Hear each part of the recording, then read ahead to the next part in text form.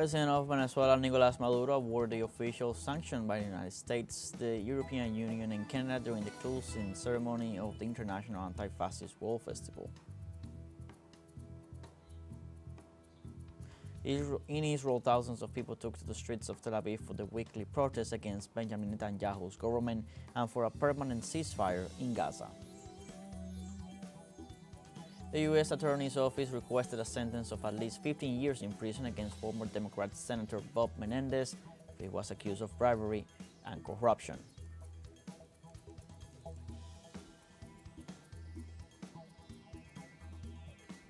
Hello, welcome to From the South. I'm Luis Alberto Matos from teleSUR Studios in Havana, Cuba. We begin with the news. In Venezuela, after 3 days of events, the World Festival of the Anti-Fascist International ended in Caracas. More than 2,000 delegates of 5 continents participated and took decisions to move forward. Let's see the following work by our correspondent Yunus Soler.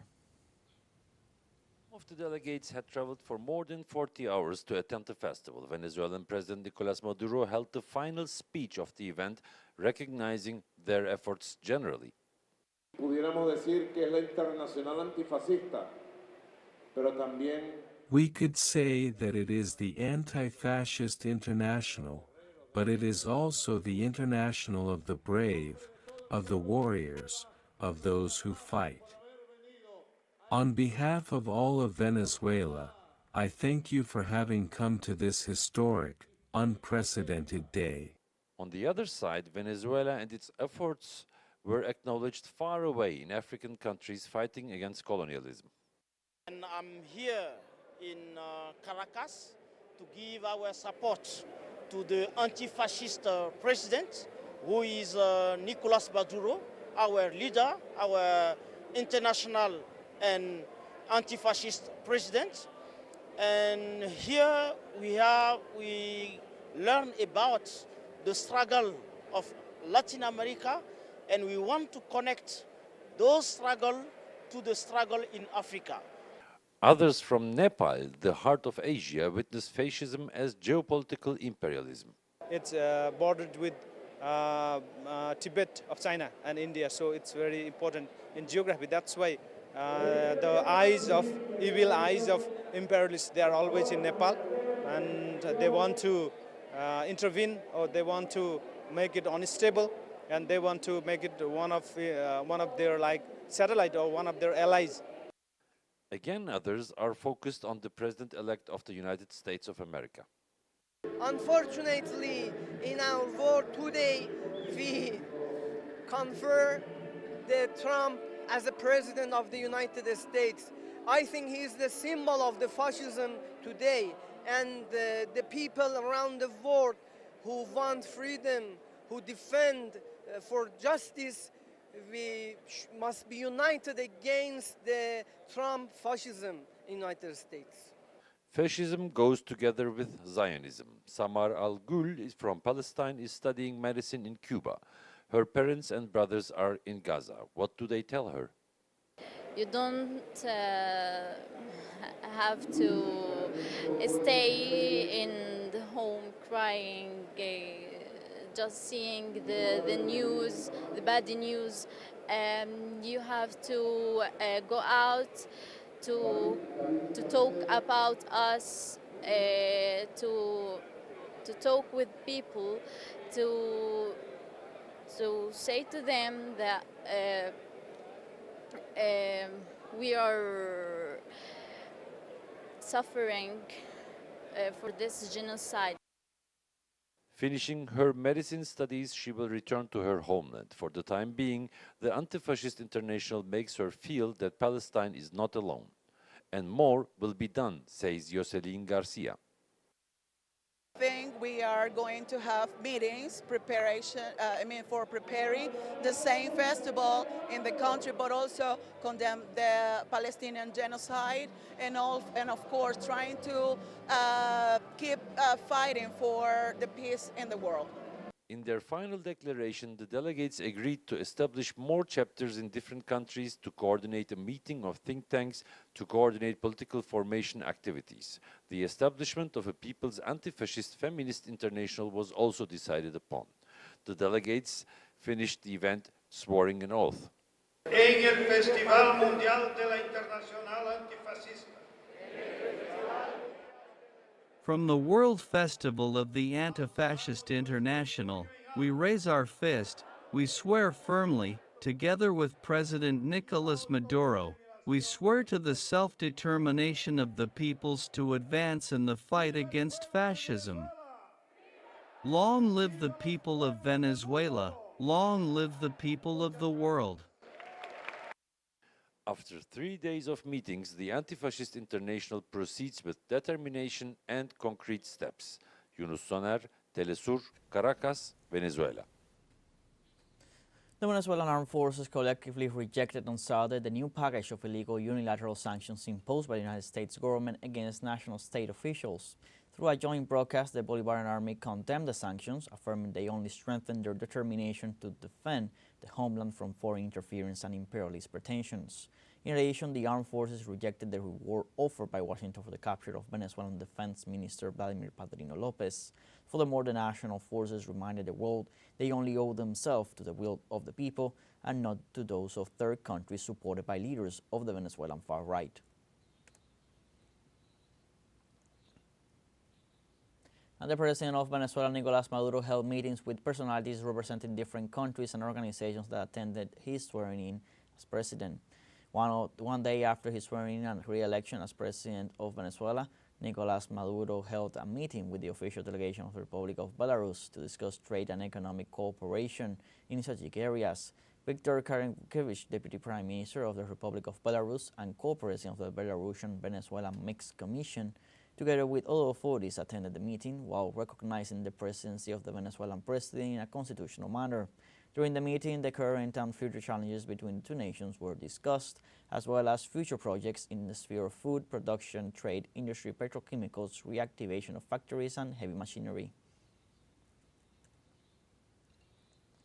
And the Venezuela head of state also received the visit of a delegation from the Democratic Republic of the Congo. The first vice chairman of the Senate and special envoy of the Republic of the Congo, Jose Kalala, arrived in the country on representation of President Felix Tshisekedi to recognize President Nicolas Maduro's investorship. The ties between Venezuela and the Democratic Republic of the Congo date back to 2005, so for 20 years a macro agreement has prevailed between the two countries based on communication, dialogue, and exchange of information.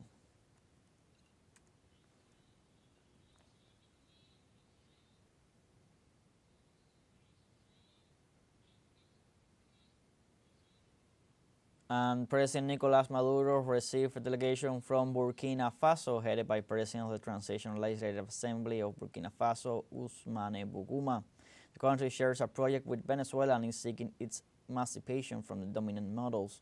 The meeting is propitious to review the agenda of commercial and political exchanges between the two countries, which includes 20 cooperation agreements in different areas such as aeronautics, agriculture, civil protection, culture, sports, science, and technology.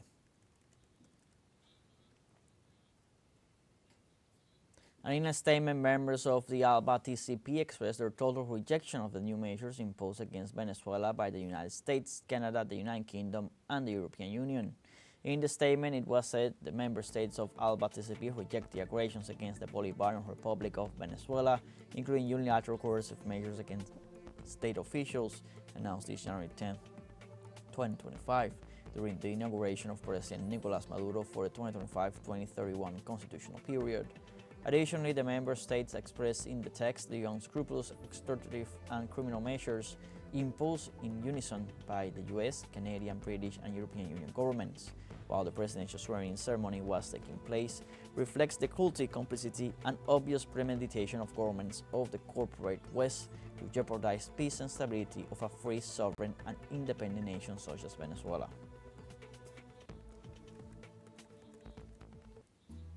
We're going to have a short break coming up, but first remember you can join us on TikTok at teleSUR English, where you'll find news in different formats, news updates, and much more. We'll be right back. Stay with us.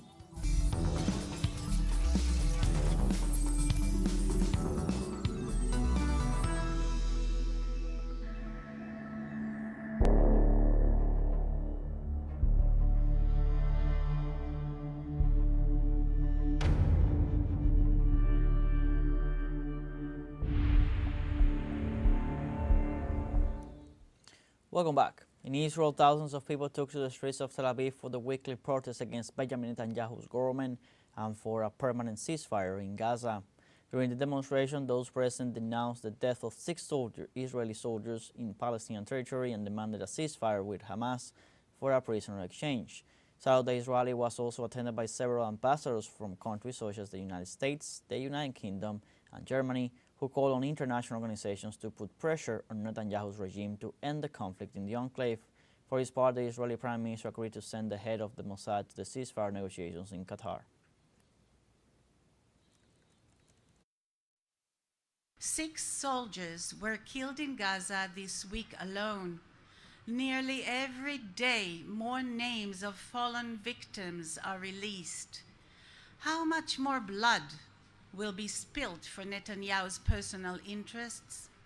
How much more blood will be spilled for delusional messianic beliefs at the expense of the lives of our hostages and our soldiers? Troops from Chad culminating in the handover of its second military base in the country. According to international analyst Wadi Kalbo, the defense treaty between his 2 countries had offered benefits to France, while for Chadian people it meant little or nothing.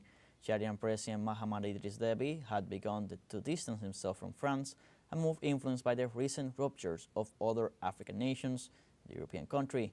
This shift in Chad's foreign policy could bring them more in line with the new Sahel alliance, which has been moving closer to powers such as Russia, China, and Iran, posing a significant challenge to Western influence in the region. And South Korean authorities indicate that the final 4 minutes before impact were not registered in the cockpit voice recorders of the Juju airplane crashed on December 29th at Muan Airport. Analysis of the pilot's cockpit voice and flight data revealed that the recording stopped at 8:59 local time. This complicates the investigation into the causes of the disaster that killed 179 people, one of the worst in history of South Korean aviation. Authorities will now analyze the reasons why the black boxes stopped recording minutes before impact. The pilot had issued a distress alert and notified the air traffic control tower that the aircraft had been affected by a bird strike.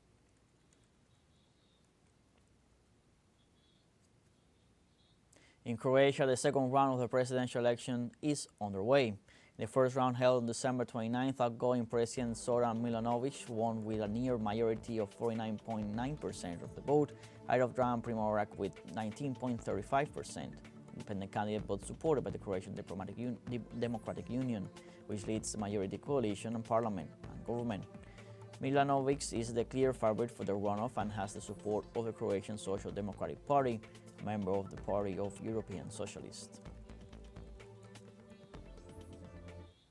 We have a second short break coming up, but before we invite you to visit our YouTube channel at teleSUR English, there you'll be able to rewatch our interviews, top stories, special broadcastings, and more. Hit the subscribe button and activate the notification bell to stay up to date on the world's most recent events. Found your break, don't go away.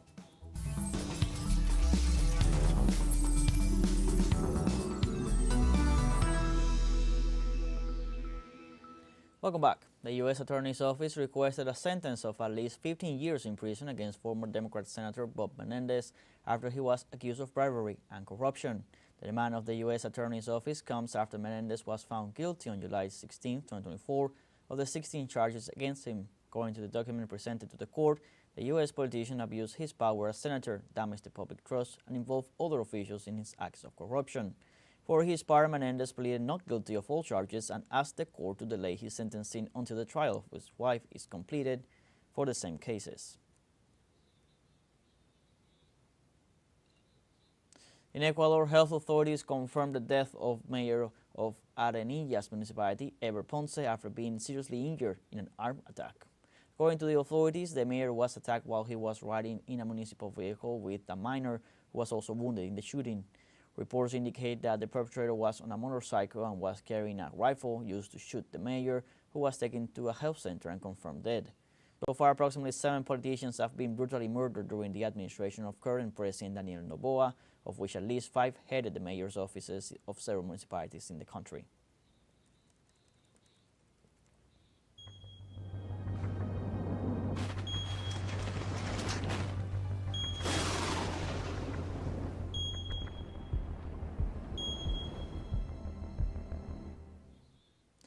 In the Mexican state of Michoacán, a 6.1 magnitude earthquake occurred early Sunday morning.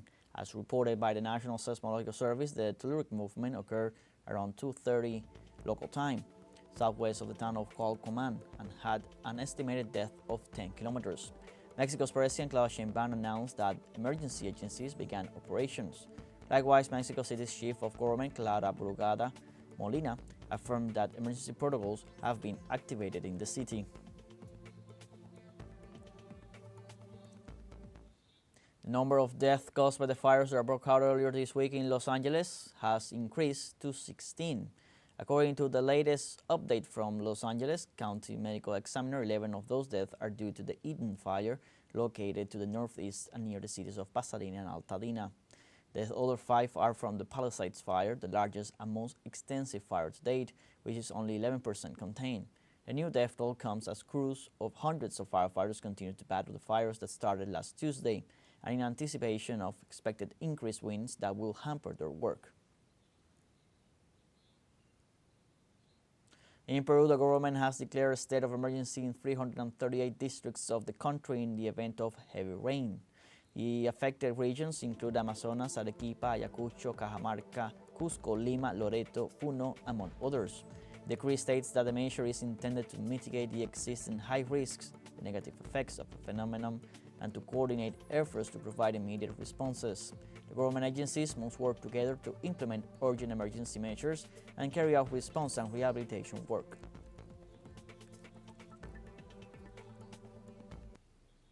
And in Nicaragua, the number of maternal deaths dropped from 104 to 21 between 2006 and 2024, a 79.8% reduction, according to a Ministry of Health report.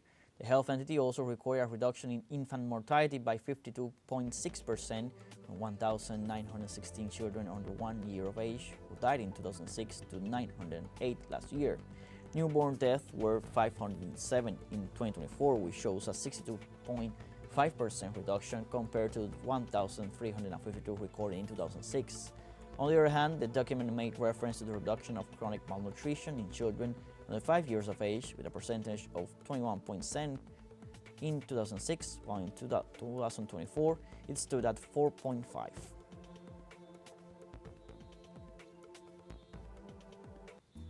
We have come to the end of this news brief. You can find these and many other stories on our website at telesurenglish.net.